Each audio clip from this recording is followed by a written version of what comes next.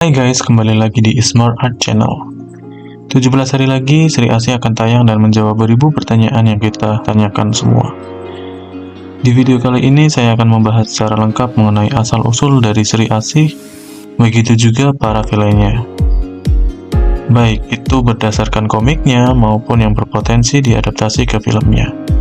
Sekalian kita berteori apa saja yang akan muncul di filmnya nanti kira-kira. Oke. Saya jelaskan dulu dari asal-usul Sri Asih. Siapa sih Sri Asih itu?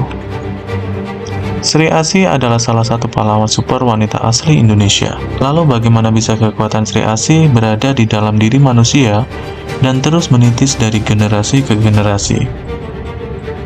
Awalnya pada era legenda, terdapat 3 kerajaan besar yang selalu berperang, yaitu Kerajaan Rawaya yang terkenal akan kekuatan mistisnya dan spiritualnya, Kerajaan Ziba yang terkenal akan teknologinya, dan Kerajaan Godam yang terkenal akan artilerinya atau militernya. Nah, dari situ semuanya bermula. Dari Kerajaan Rawaya,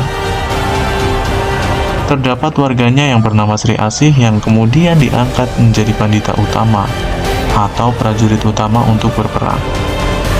Singkat cerita, hanya Sri Asih yang tersisa di perperangan itu.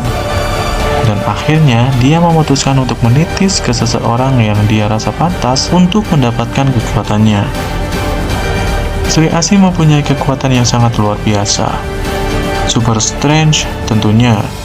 Bisa menggandakan diri, bisa terbang, bisa menjadi besar, dan mempunyai ajian yang membuat wajah manusianya tidak bisa dikenali saat berubah menjadi Sri Asih.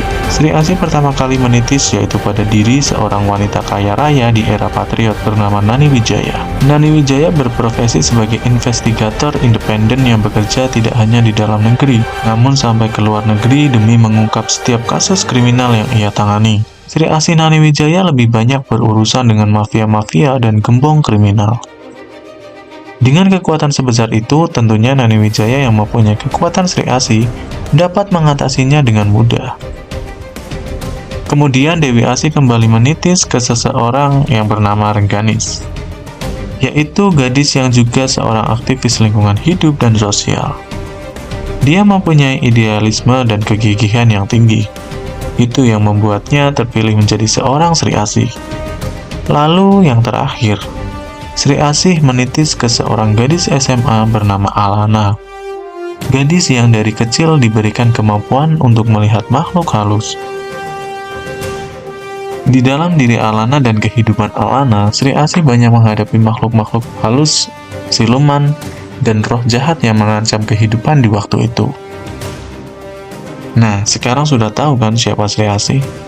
Sekarang kita masuk ke teori saya mengenai Sri Asih yang akan diadaptasi ke film. Di film yang memegang kekuatan Sri Asih yaitu Alana. Namun spiritnya seperti seorang Rengganis jika saya lihat ya. Sutradara film tersebut yaitu Mbak Opi menyatakan bahwa di filmnya karakter Sri Asih itu adalah penggabungan dari 3 karakter yang ada di komiknya.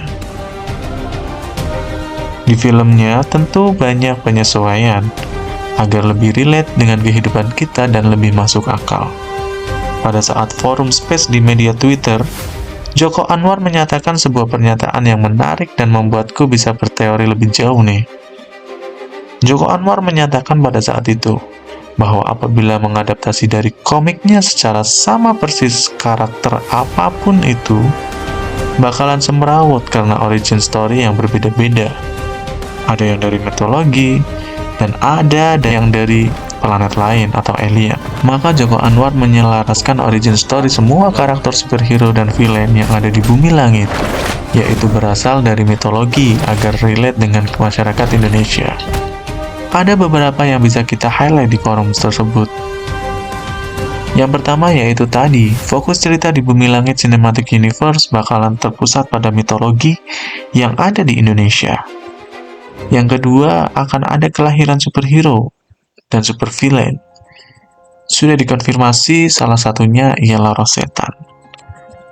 Pemilihan villain di film Sri Asih tidak lepas juga dengan kekuatan Sri Asih yang begitu besar. Ibarat kata Superman yang harus berhadapan dengan Harley Quinn, ya tidak ada apa-apanya tentunya. Makanya dipilihlah roh setan agar lebih bisa mengimbangi kekuatan Sri Asih yang overpower. Roh setan sendiri roh yang terlahir dari kesengsaraan dan keputusasaan manusia serta energi-energi negatif yang timbul akibat peperangan di masa lalu.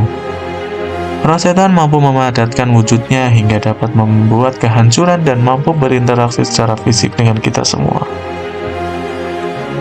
Peperangan yang terjadi pada saat era legenda lah yang membuat roh setan lahir dan memanifestasikan wujudnya sebagai sebuah batu yang akhirnya dibuat sebuah kalung yang disebut dengan batu setan. Batu setan dipegang secara turun-temurun dari generasi ke generasi. Batu setan tersebut membuat penggunanya memiliki kekebalan dan ilmu atau kekuatan yang luar biasa. Namun di saat yang sama juga, jiwanya dibutakan oleh batu setan tersebut dan akan cenderung berbuat jahat. Roh setan pada hakikatnya ialah musuh utama dari Godam. Kenapa kok muncul di Sri Asih ya? Apakah akan ada Godam? Eits, jangan cepat menyimpulkan dulu. Masih terlalu minim informasi yang kita dapat, namun saya akan mencoba membacanya. Kemana sih arahnya ini? Yang ketiga, saya menangkap bahwa Mbak Upi selaku sutradara menyebutkan ada 6 kostum untuk Sri Asih dan 2 untuk stand-double-nya Sri Asih. Itu agak lama ya jedanya menyebutkan pada kata-kata dan 2 untuk... Kalau menurut pendapat sotoy saya ya, Mbak Upi hampir saja keceplosan untuk bilang yang 2 lainnya untuk superhero lain. Siapa kira-kira? Apakah Godam? Mencurigakan ya. Oke, di next pertemuan selanjutnya kita bahas tentang film Sri Asih dan teori-teori apa saja yang akan muncul versi Ismore Art tentunya.